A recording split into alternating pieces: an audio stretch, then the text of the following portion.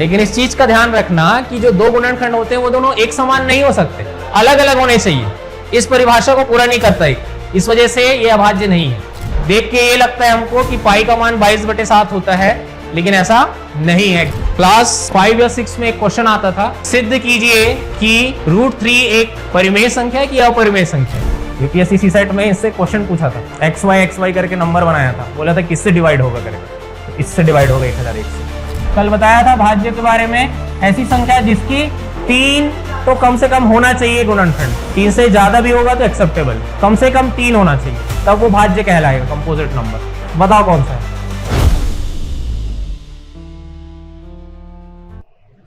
आज से शुरू कर रहे हैं नंबर सिस्टम यानी कि संख्या पद्धति। क्या होता है संख्या पद्धति? संख्या पद्धति कहने का अर्थ है कि एक ऐसी पद्धति जिसमें संख्याओं को दर्शाया जाता है। संख्या पद्धति बहुत सारे टाइप के होते हैं, उसमें मेनली आप दो तो जानते ही होंगे।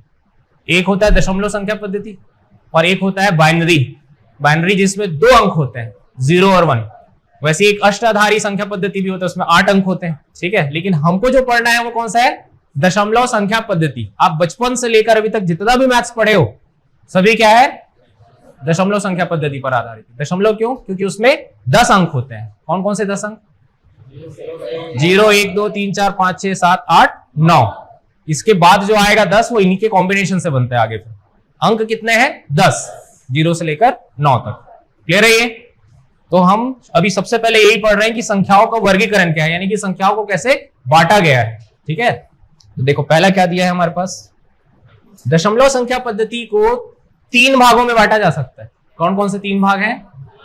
3 प्रकार से बांटा गया है, वास्तविक संख्या, काल्पनिक संख्या और सम्मिश्र संख्या। सबसे पहले आता है वास्तविक संख्या, या जिसको कहते हैं रियल नंबर्स। तो वास्तविक संख्याएं वे संख्याएं होती हैं जिन्हें संख्या रेखा पर प्रदर्शित किया जा सकता है। जैसे ये लाइन हो गया, यहाँ बीच में आता है 0, इधर प्लस में 1, 2, 3, 4 करते हुए अनंत तक जाता है प्लस में, और इधर माइनस में आता है और ये माइनस में अनंत तक जाता है। तो इन जो संख्याओं को हम यहाँ प्रदर्शित कर पा रहे हैं तो ये क्या है? वास्तविक संख्या, ठीक है। मुझे ये बताओ 5/2 वास्तविक संख्या है कि नहीं? 5/2 मतलब क्या है? 2.5, ये 2 और थोड़ा आगे यहाँ पर ठीक बीच में 2 और 3 के 2.5, तो दशमलव में हो गया, तब भी आप प्रदर्शित कर सकते हो ना। संख्या रेखा पर प्रदर्शित होना चाहिए, तब वो वास्तविक संख्या कहलाएगा। आप वो ग्राफ लाइन खींचे हो, उसमें दिया रहता था ना बीच में, तो 5/2 उसमें ड्रॉ होता है कि नहीं? तो फिर वो वास्तविक संख्या है। समझ आया ये? दूसरा है काल्पनिक संख्या। काल्पनिक संख्या जैसे मान लो एक संख्या मैंने लिख दिया 1, इसमें लगा दिया माइनस और इसको कर दिया रूट, तो इसका जो मान आता है ये बराबर आता है आई के, या इसको पढ़ते हैं आयोटा। इसको पढ़ते हैं आयोटा। आयोटा क्या है? काल्पनिक संख्या। आपके सिलेबस में इससे कोई लेना देना नहीं है, आपको पूरा किस पर पढ़ना है? वास्तविक संख्या में। लेकिन फिर भी जानो कि √1 का मान कितना होता है? आई, या इसको ऐसे भी लिख सकते हो आयोटा स्क्वायर इक्वल्स टू -1। ये बस जानना है कि ऐसा होता है और कुछ नहीं, ठीक। इसके बाद आती है सम्मिश्र संख्या। इन दोनों को मिला के बनता है सम्मिश्र संख्या। इसको कहते हैं कॉम्प्लेक्स नंबर्स। जैसे वास्तविक संख्या लिख दिए 2 और सम्मिश्र संख्या बनाना है तो इसके साथ लगा दिए काल्पनिक संख्या 3 आयोटा, तो ये बन गया क्या आपका? सम्मिश्र संख्या। सदिश अगर आप पढ़े होगे तो उसमें देखे होगे इस टाइप से लिखा रहता है, आयोटा, कैप्पा, IJK फॉर्म कह सकते हैं। बाकी ये जो नोटेशंस है ना, ये सम्मिश्र संख्या के लिए, मतलब ये दोनों एक साथ है ना, वास्तविक संख्या और काल्पनिक संख्या साथ में जब आता है तो क्या बनता है? सम्मिश्र संख्या, कॉम्प्लेक्स नंबर्स। क्लियर है ये? एक बार मैं एक्सप्लेन कर देता हूं, अच्छे से समझ लो, उसके बाद पॉइंट टू पॉइंट लिखवा दूंगा पूरा मैं। क्लियर है? पहले समझो। अब ये 3 टाइप समझ आया। अब इन दोनों से कोई मतलब नहीं है, हमको पढ़ना क्या है? पूरा वास्तविक संख्या, रियल नंबर्स पे। तो वास्तविक संख्या का आगे क्लासिफिकेशन दिया है। वास्तविक संख्या इस तरीके से फिर बटा है, ठीक है।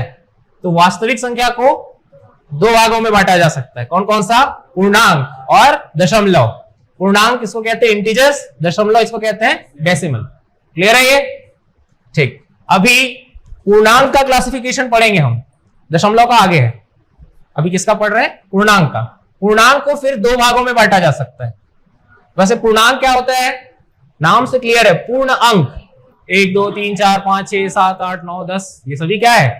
पूर्णांक है। तो ये पूर्णांक हुआ। अब इसको दो भागों में बांटा जा सकता है, एक धनात्मक और एक ऋणात्मक। -1, -2, -3 ये भी तो क्या है, पूर्णांक है, लेकिन कौन सा है वो, ऋणात्मक। और जब आप 1, 2, 3, 4 बोल रहे हो तो वो क्या है, धनात्मक। क्लियर है इतना? फिर धनात्मक को दो भागों में और बांटा जा सकता है, कौन कौन सा, पूर्ण संख्या और प्राकृत संख्या। अब यहां कंफ्यूज मत होना, पूर्ण संख्या और पूर्णांक में अंतर है, पूर्ण संख्या और पूर्णांक में अंतर है, कंफ्यूज नहीं होना इसमें। पूर्णांक को इंटीजर बोलते हैं और पूर्ण संख्या को होल नंबर्स कहते हैं। पूर्ण संख्या कहां से शुरू होता है, 0 से, 0, 1, 2, 3, 4 ऐसा है ये पूर्ण संख्या, ठीक। और एक होता है इसका क्या, प्राकृत संख्या। प्राकृत संख्या कहां से शुरू होगा, 1, 2, 3, 4 ऐसा। तो दोनों में क्या अंतर आया, ये पूर्ण संख्या 0 से शुरू होता है और प्राकृत संख्या 1 से शुरू होता है। क्लियर है ये? अब फिर से प्राकृत संख्या को आगे और बांटा गया है, कैसे, दो प्रकार से बांटा गया है, अभाज्य संख्या और एक है भाज्य संख्या। अभाज्य संख्या क्या होती है, अभाज्य संख्याएं वे संख्या होती है जिनके केवल दो गुणनखंड होते हैं। वो कौन से दो गुणनखंड होंगे, पहला एक वो संख्या स्वयं और दूसरा एक, ठीक। जैसे कि 3, मैं 3 लिख दिया, 3 किससे भाग जाता है, 1 से जाता है और स्वयं से जाता है, इसके अलावा और किसी से भाग नहीं जाएगा। जैसे मैंने लिख दिया 2, ये है कि नहीं अभाज्य संख्या, अभाज्य संख्या है। इसको और डिटेलिंग करेंगे ना अभी। 13 जैसे लिख दिए, ये क्या होगा, अभाज्य संख्या ये भी, क्यों, क्योंकि ये 1 से भाग जाएगा और 13 से, इसके अलावा और किसी से नहीं जाएगा। तो क्लियर है, ऐसी संख्याएं जिनके केवल दो गुणनखंड होते हैं क्या कहलाता है, अभाज्य संख्या। तो उस हिसाब से फिर एक अभाज्य होना चाहिए, इसका भी दो गुणनखंड बन रहा है, एक और ये स्वयं। लेकिन इस चीज का ध्यान रखना कि जो दो गुणनखंड होते हैं वो दोनों एक समान नहीं हो सकते, अलग अलग होने चाहिए। इस परिभाषा को पूरा नहीं करता एक, इस वजह से ये अभाज्य नहीं है। दो इस परिभाषा को पूरा कर रहे हैं, क्यों, क्योंकि ये 1 से भाग जाएगा और 2 से, और ये दोनों अलग अलग हैं। समझ आया? अगला है भाज्य संख्या।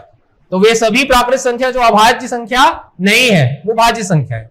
सामान्य अर्थों में समझो कि ऐसी संख्याएं जिनके कम से कम 3 या 3 से ज्यादा भी चलेगा गुणनखंड हो। जैसे कि फॉर एग्जांपल, इसका एग्जांपल लिख दिया मैं 12। 12 किससे भाग जाता है, 1 से, 2 से भी जाएगा, 3 से भी जाएगा, 4 से जाएगा, 6 से, और 12 खुद से भी जाएगा।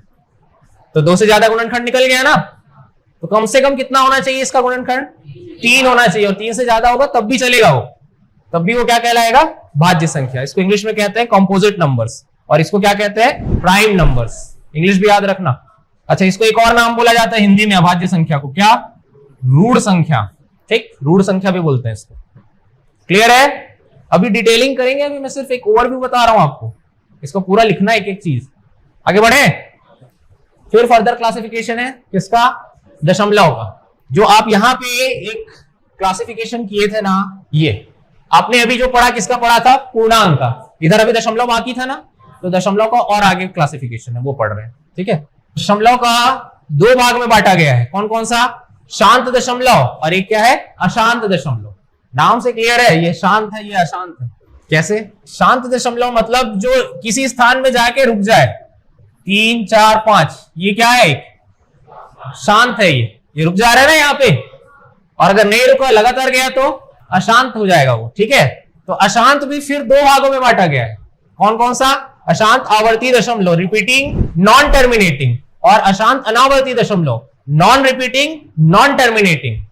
अब इसका एग्जांपल, रिपीट होना चाहिए, जैसे आप लिखते हो 0.3 ये चलता रहता है ना, 0.666 चलता रहता है, ये रुकेगा क्या कहीं पर, नहीं, ये चलता ही जा रहा है, तो ये क्या है, अशांत है। ये समझ आया क्यों अशांत बोला गया है, ये संतृप्त नहीं हो रहा है, शांत नहीं हो रहा है, ये जाता ही जा रहा है, अशांति है इसके जीवन में, ये आगे बढ़ते ही रहना चाहता है, ठीक है। फिर ये अशांत हो गया, ठीक। और ये क्या होगा, अशांत अनावर्ती क्यों होगा, ये आवर्ती है और ये अनावर्ती है, इसमें रिपीट हो रहा है और इसमें रिपीट नहीं होगा। जैसे कोई भी मान है 5, 6, 8, 9 ऐसा, ये चलता ही जा रहा है, ये भी नहीं रुक रहा है, लेकिन इसमें अंक रिपीट नहीं हो रहे, इसके अंक रिपीट होते हैं, इस वजह से इसको नाम दिया गया है रिपीटिंग और इसको नॉन रिपीटिंग। देखो अभी ना ये समझना है ना, तो इसमें एक चीज और समझना पड़ेगा, क्या, दो चीजें और आएंगी यहाँ पे, परिमेय संख्या और अपरिमेय संख्या। परिमेय संख्या क्या होती है, परिमेय संख्या वह संख्या होती है जिसे P/Q फॉर्म में दर्शाया जा सकता है, और अपरिमेय संख्या वही संख्या होती है जिसको p बटे q फॉर्म में नहीं दर्शाया जा सकता। क्लियर है ये? अब ये बताओ कि शांत जैसे मैंने कहा अभी परिमेय और अपरिमेय संख्या, ठीक है, अगर इसको बदलना हो किसमें, p बटे q फॉर्म यानी बटे के रूप में लाना हो तो क्या लाया जा सकता है इसको? बिल्कुल ला सकते हैं। ये लिख दोगे 345 बटे क्या आ जाएगा 1000 और कटेगा तो काट सकते हैं, लेकिन आ तो गया ना p बटे q फॉर्म में, तो ये क्या हुआ परिमेय है। और यहां पर इसको p बटे q फॉर्म में लिखा जा सकता है, लिखा जा सकता है, हाँ लिखा जा सकता है इसको। 0.333 इसका मतलब क्या है? ये 0.3 का बार ही तो है ये, और बार वाली संख्या को बटे में लिखा जाता है। कैसे? अब ये मैं आगे जब बताऊंगा फ्रैक्शन तब पढ़ेंगे। फिलहाल इतना जान लो कि जो संख्या उसको लिख दिया जाता है और जितने अंक में बार है उतना नीचे 9 लगा देते हैं। 3 बटे 9 है, ये आ गया ना p बटे q फॉर्म में। क्लियर है? p बटे q फॉर्म में आया तो ये और ये दोनों क्या है, परिमेय है, और ये नहीं है, अपरिमेय है। कारण क्योंकि हमको पता नहीं कहां तक जा रहा है। पहली चीज तो ये, जब पता ही नहीं कहां तक जा रहे हैं तो, और ना तो इसके संख्या अंक जो है वो रिपीट हो रहा है, अलग अलग अंक आ रहे हैं, तो हम कैसे कह सकते हैं इसको? यानी ये किसमें आ जाएगा, अपरिमेय में। क्लियर है? इतना आगे बढ़े। ये देखो परिमेय संख्या और अपरिमेय संख्या। यहां हम बात कर लेते हैं एक बार पाई के बारे में फिर से। दो मान था क्या, एक था 22/7 और एक था क्या पाई। हमको पता है कि लगभग पाई का मान 22/7 होता है, लेकिन एग्जैक्ट नहीं होता, एग्जैक्ट नहीं है। उस मान को लगभग हमने कर लिया अपने कैलकुलेशन इजी करने के लिए 22/7। रियल में मान नहीं होता, उसका मान थोड़ा अंतर आएगा। कारण पाई को जब आप सॉल्व करोगे ना तो पूरा इसका मान आता है 3.142 करते हुए जाता है, ये अनंत तक जाता है। इसके अंक रिपीट नहीं होते और ये अनंत तक जाता है, कोई नहीं जानता कहां तक जाता है, इसलिए अनंत तक मान लेते हैं उसको। अंक रिपीट हो रहा है क्या इसका? नहीं, रिपीट नहीं होता इसका पाई का। और 22/7 को आप सॉल्व करोगे कहीं ना कहीं जाके रुक जाता है, वो फिनिश होता है। यानी कि 22/7 क्या है, एक परिमेय संख्या है। 22/7 एक क्या है, परिमेय संख्या है, लेकिन पाई क्या है, अपरिमेय में आता है। ध्यान रखना इस बात को। क्लियर है? याद रहेगा। क्लास 5 या 6 में एक क्वेश्चन आता था, सिद्ध कीजिए कि √3 एक परिमेय संख्या है कि अपरिमेय संख्या। √3 क्या है पहले ये बताओ। अपरिमेय क्यों? ये आप लोग का होमवर्क है बताना मुझे कि √3 परिमेय में आएगा कि अपरिमेय में। यही करके आना है होमवर्क है, आपको बताना है कि √3 परिमेय संख्या है कि अपरिमेय संख्या है, विथ रीजन, कारण के साथ बताना हो। ठीक है, फिलहाल ये याद रखना इंपॉर्टेंट है ये। ठीक, अब अगला जो है वो है सम संख्या और विषम संख्या। ये हम जो पढ़ रहे थे ना वहां पे शुरुआत में, यहां पे इसी का ही है, समझ सकते हो आगे, और इसका ही क्लासिफिकेशन है, बट एग्जैक्ट इस कैटेगरी में नहीं आता करके नहीं, मैं अलग से बता रहा हूं। ठीक है, इन दोनों को मिला के बनता है। जब आप सम बोलोगे ना तो फिर इधर और इधर मिला के, यानी कि इधर पूर्णांक से निकालना पड़ता है। इस कैटेगरी में लाइन ही करेगा करके मैं अलग से बताया उसको। ठीक है, सम संख्या क्या होता है? जो 2 से पूरा पूरा भाग चला जाता है सम संख्या है। और विषम संख्या ऐसी संख्या जो 2 से पूरा पूरा भाग नहीं जाता, विषम संख्या कहलाता है। इसको ऐसे समझो ना, यहां से समझो, इसको दोनों जगह नहीं जाता, बीच में रहता है, नंबर लाइन के ठीक बीच में। लेकिन अपने कैलकुलेशन इजी करने की वजह से हम उसको क्या मान के चलते हैं, सम संख्या मान के चलते हैं, माना जाता है ऐसा। इसमें थोड़ा सा विवाद है लेके चीजों को, लेकिन हम 0 से ही लेके चलेंगे। ठीक है, अगर पहली 10 सम संख्या आपको बोला जाए तो कहां से शुरू करोगे? 0 से शुरू करोगे। ध्यान रखना, एक बार ये रेलवे और एसएससी दोनों ही एग्जाम में एक क्वेश्चन आ चुका है। क्वेश्चन पूछा था पहली 143 से 44 सम संख्याओं का औसत ज्ञात कीजिए, ऐसा एक क्वेश्चन आया था। तो इस क्वेश्चन में शुरुआत जो है, जो मान के चल रहा था वो 2 से मान के चल रहा था, जबकि ऐसा नहीं है, 0 से मान के चले जाएगा। ठीक है, तो क्वेश्चन एलिमिनेट हुआ था। एसएससी में भी आया है क्वेश्चन, समझ आया कि नहीं इतना? तो एक बार रिवीजन कर ले, शॉर्ट रिवीजन कर रहे हैं। चलो, सबसे पहले संख्या को 3 भागों में बांटा गया है, वास्तविक संख्या, काल्पनिक संख्या और सम्मिश्र संख्या। वे संख्याएं जिसको संख्या रेखा पर प्रदर्शित किया जा सकता है वास्तविक संख्या कहलाते हैं। काल्पनिक संख्या में आपका आता है आयोटा, और सम्मिश्र संख्या इन दोनों के मेल से बनता है सम्मिश्र संख्या। नेक्स्ट, वास्तविक संख्या को फर्दर 2 भागों में बांटा गया है, पूर्णांक और दशमलव में। पूर्णांक को फिर बांटा गया है धनात्मक पूर्णांक और ऋणात्मक पूर्णांक। धनात्मक पूर्णांक होता है 1, 2, 3, 4 ऐसा करते हुए, और ऋणात्मक पूर्णांक -1, -2, -3 करते हुए। धनात्मक पूर्णांक को फर्दर फिर बांटा गया है पूर्ण संख्या और प्राकृत संख्या में। पूर्ण संख्या 0 से शुरू होता है, 1 2 3 4 करते हुए अनंत तक जाता है। प्राकृत संख्या 1 से शुरू होता है और ये भी अनंत तक जाता है। दोनों में ये अंतर है, 0 से शुरू होता है, 1 से शुरू होता है। प्राकृत संख्या को फिर दो भागों में बांटा गया, अभाज्य संख्या और भाज्य संख्या। अभाज्य संख्या वे संख्या होती है जिनके केवल 2 गुणनखंड होते हैं। 2 गुणनखंड होंगे कौन कौन से?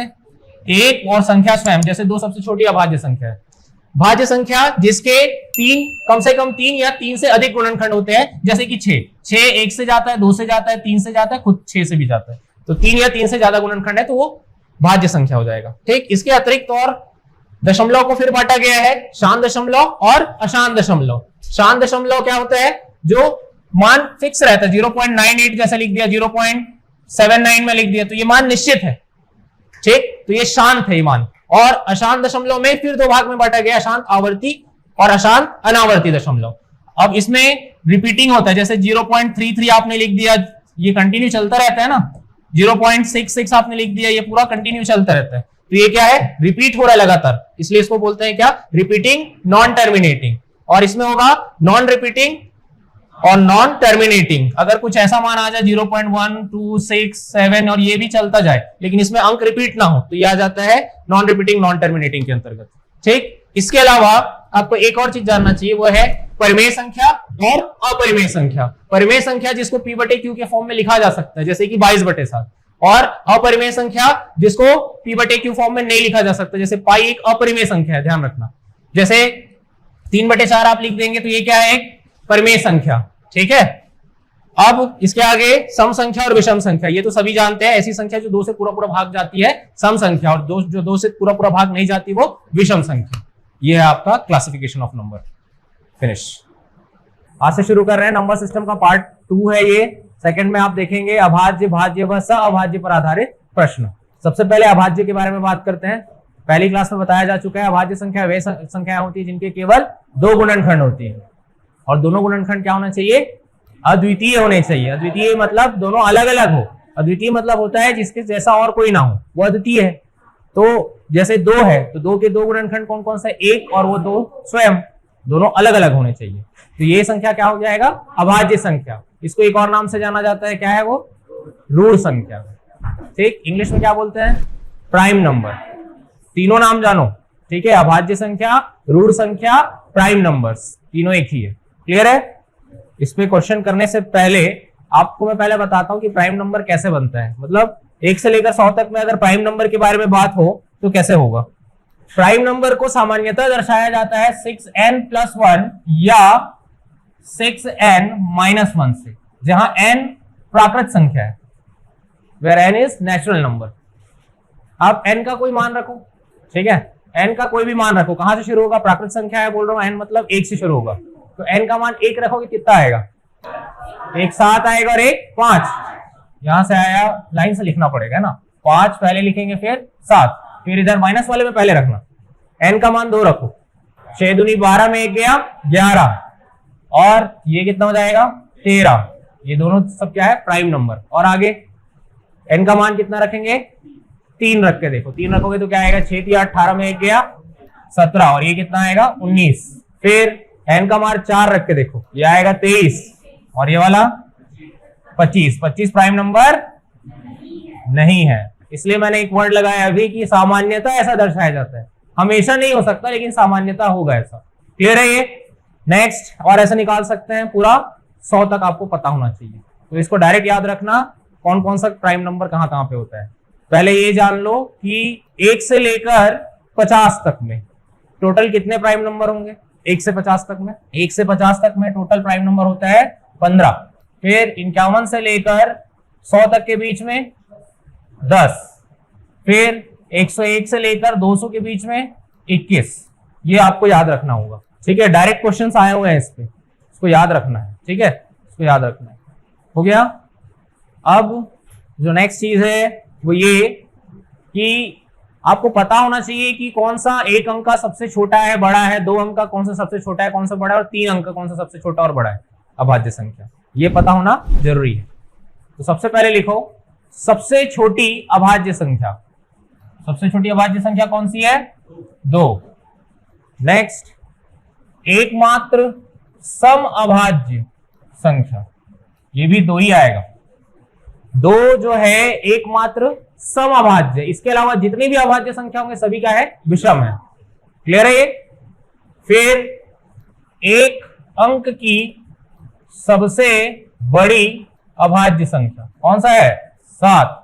फिर सबसे छोटी अभाज्य संख्या क्या है? 2। एकमात्र सम अभाज्य संख्या 2, इसके अलावा जितनी भी अभाज्य संख्या है सभी विषम है। यही 2 बस जो है क्या है? सम है। बहुत इंपॉर्टेंट है ये 2, याद रखना। एक अंक की सबसे बड़ी अभाज्य संख्या 7, 2 अंक की सबसे छोटी अभाज्य संख्या 11, 2 अंक की सबसे बड़ी अभाज्य संख्या 97, फिर 3 अंक की सबसे छोटी अभाज्य संख्या 101, 3 अंक की सबसे बड़ी अभाज्य संख्या 997, 4 अंक की सबसे छोटी अभाज्य संख्या 1009। ये याद रखना है, एकदम अच्छे से याद होना चाहिए। रहेगा याद? अब कुछ और चीज बता रहा हूं प्राइम नंबर के मल्टीप्लाई से रिलेटेड, वो भी ध्यान रखना। जैसे 3 प्राइम नंबर में बता रहा हूं, कौन कौन सा? 7, 11 और 13। 7, 11, 13, इन तीनों में क्या प्रॉपर्टी है, क्या खास बात है? पहले देख के बताओ। विषम तो रहेगा ही, 2 के अलावा बाकी सब विषम है। 2 के अलावा जितने भी प्राइम नंबर है सभी विषम है।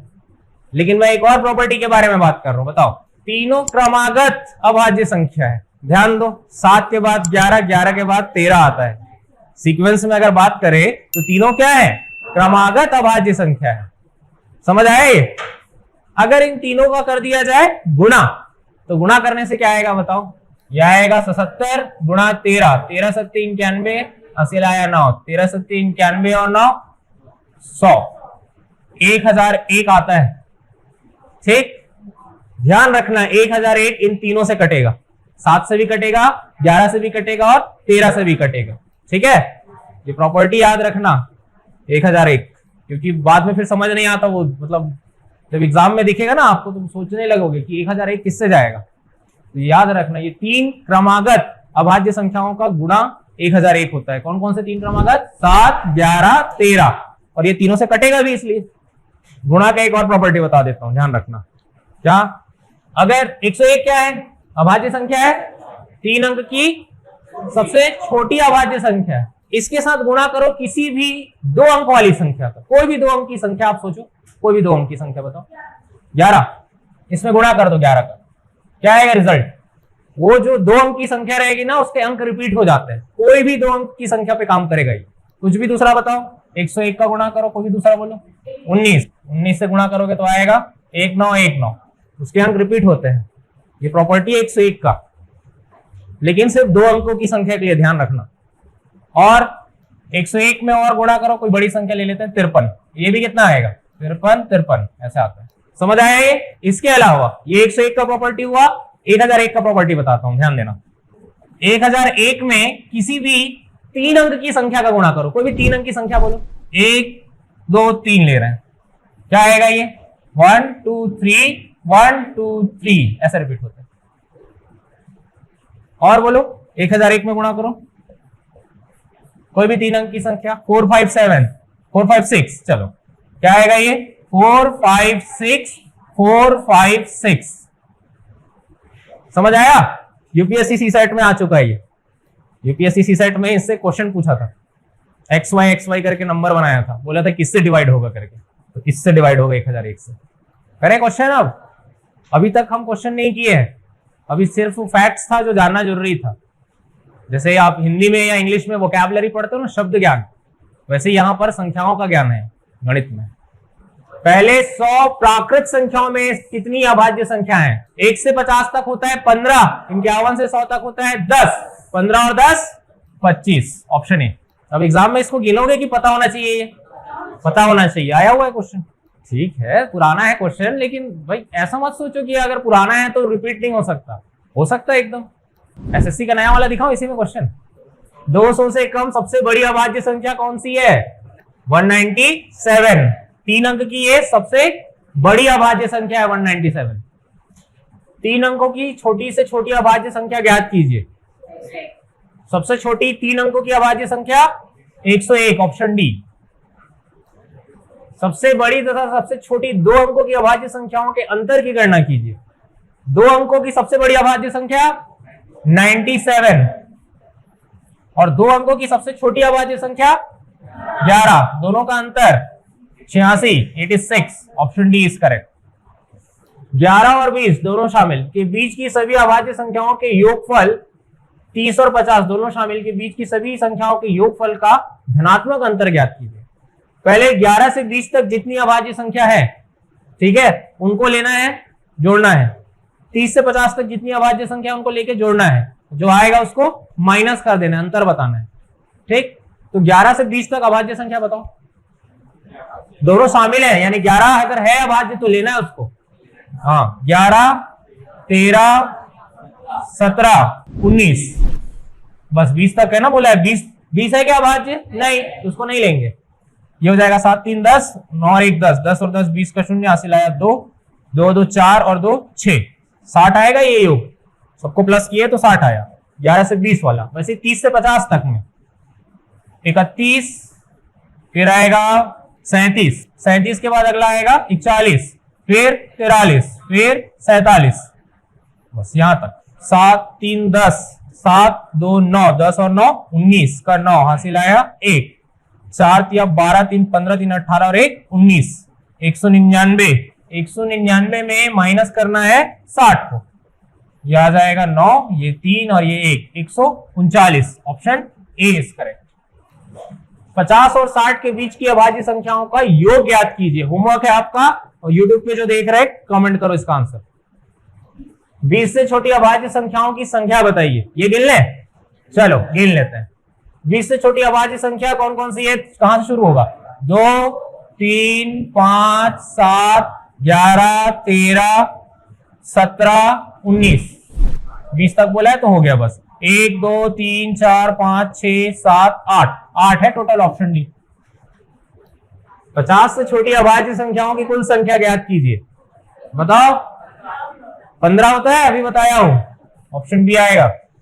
लो, 2022 का क्वेश्चन है। एक अभाज्य संख्या में बताओ पढ़ के क्या आएगा? 2 से ज्यादा भाजक होते हैं? नहीं, केवल 2 भाजक होते हैं। केवल खुद से और 1 से विभाजित होता है। ये बात सही है? ठीक, तो यही इसका आंसर हो जाएगा। सबसे छोटी अभाज्य संख्या और 0 को छोड़कर किसी भी पूर्ण संख्या का गुणनफल क्या होगा? सबसे छोटी अभाज्य संख्या कौन सी है? 2। इसमें कोई भी पूर्ण संख्या, 0 को छोड़ के कोई भी अंक बताओ, कोई भी संख्या बताओ। 4 ले लेते हैं, चलो गुणा करने से क्या आएगा? 8। तो इस रिजल्ट के बारे में पूछा है। हमेशा शून्य है क्या? हमेशा नहीं। हमेशा 1 है ऐसा? नहीं। हमेशा सम संख्या है और हमेशा विषम है। अगर 2 से गुणा हो रहा है कोई संख्या तो वो 2 से भाग भी तो हो ही जाएगा, यानी कि वो क्या है?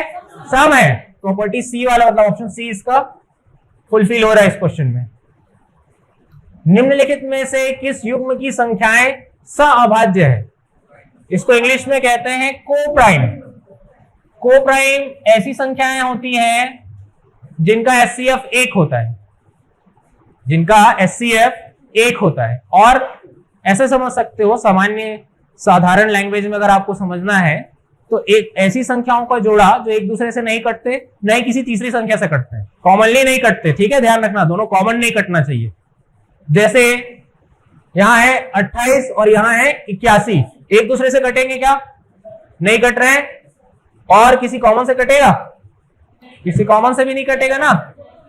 ये कंडीशन को सेटिस्फाई कर रहा है, तो यही क्या हो जाएगा? आंसर हो जाएगा इसका। बाकी में चेक कर लो, 12 और 27 एक दूसरे से तो नहीं होगा, बट 3 से दोनों कट जाएगा, तो ये फिर कोप्राइम नहीं है। हमको पूछा क्या है, कौन सा है?